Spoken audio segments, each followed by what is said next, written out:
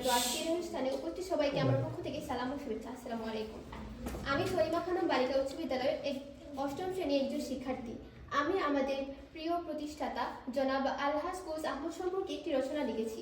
আজকে আমি আপনাদের সামনে সেটি উপস্থাপন করব। জনাব আলহাজ কৌস আহমদ সূচনা। এই বাদেশ্বরে অনেক কৃতি সন্তান কৃতিত্বের স্বাক্ষর রেখে বাদেশ্বরীকে যেমন উজ্জ্বল করে গেছেন, ঠিক তেমনি অনেক সমাজসেবক প্রজ্ঞা ও দূরদর্শিতার নিপুণ স্বাক্ষর রেখে শিক্ষা বিস্তারে অতুলনীয় অবদান রেখেছেন। তাদের মধ্যে একজন হলেন মরহুম আলহাজ কৌস আহমদ, যিনি বাদেশ্বরের নারী শিক্ষার অগ্রদূত হিসেবে এসেছিলেন। জন্ম পরিচয়। নারী শিক্ষার এই অগ্রদূত 1915 সালের 16 সেপ্টেম্বর সিলেট জেলার গোলাপগঞ্জ উপজেলার ভাদেশ্বরের পশ্চিম ভাগে একটি সম্ভ্রান্ত মুসলিম পরিবারে জন্মগ্রহণ করেন। পরিবার থেকেই তিনি নৈতিকতা ও মূল্যবোধের শিক্ষা লাভ করেন। শৈশবকাল থেকেই তিনি ছিলেন নম্র, ভদ্র, চিন্তাশীল। পড়াশোনা ও জ্ঞান অর্জনের প্রতি তার গভীর আগ্রহ ছিল। শৈশব থেকেই তিনি অনেক সুন্দর ও ইতিবাচক চিন্তা করতেন। স্বভাব চরিত্র। জনাব আলহাজ কৌস আহমদ সব দিক দিয়েই ছিলেন পরিপূর্ণ। তার চরিত্র ছিল অত্যন্ত আদর্শ। এমন কাউকে হয়তো খুঁজে পাওয়া যাবে না যিনি ওনার সম্পর্কে খারাপ কিছু বলতে পারবেন।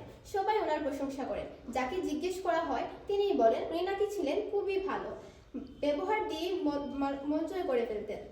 সর্বদা সত্য কথা বলতেন। তিনি ছিলেন দানশীল, নিজের কাজে সৎ, পরম সহিষ্ণু, সত্যবাদী, ইমানদার। তার উত্তম চরিত্রের কথা সর্বত্র শোনা যায়। শিক্ষা। সমাজসেবী নারী শিক্ষার অগ্রদূত জনাব গৌস আহমদ ছিলেন শিক্ষার প্রতি প্রবল আগ্রহী। ওনার শিক্ষা জীবন ছিল অত্যন্ত গৌরবময় ও অনুকরণীয়। ছোটবেলা থেকেই তিনি পড়াশোনার প্রতি গভীর মনোযোগী ছিলেন এবং নিয়মিত অধ্যবসায়ের মাধ্যমে জ্ঞান অর্জন করতেন।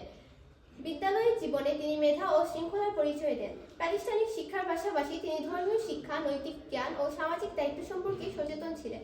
শিক্ষা জীবনে অর্জিত জ্ঞান ও অভিজ্ঞতায় পরবর্তীকালে তাকে একজন আদর্শ শিক্ষা অনুরাগী হিসেবে গড়ে তোলে। তিনি উপলব্ধি করেছিলেন যে প্রকৃত শিক্ষা মানুষকে শুধু চাকরির যোগ্য নয়, বরং সৎ ও মানবিক মানুষ হিসেবে গড়ে তোলে। এই উপলব্ধি তাকে শিক্ষা বিস্তারে অনুপ্রাণিত করে। মানবপ্রেম ও সমাজ সেবার মনোভাব। জনাব আলহাজ কৌস আহমদ ছিলেন একজন মহান মানবপ্রেমী ও সমাজসেবক। মানুষের দুঃখ দুর্দশা তাকে গভীরভাবে স্পর্শ করত। তিনি সর্বদা অসহায় মানুষের পাশে দাঁড়ানোর চেষ্টা করতেন। ধনী গরিব, জাতি, ধর্ম, নারী পুরুষ সকল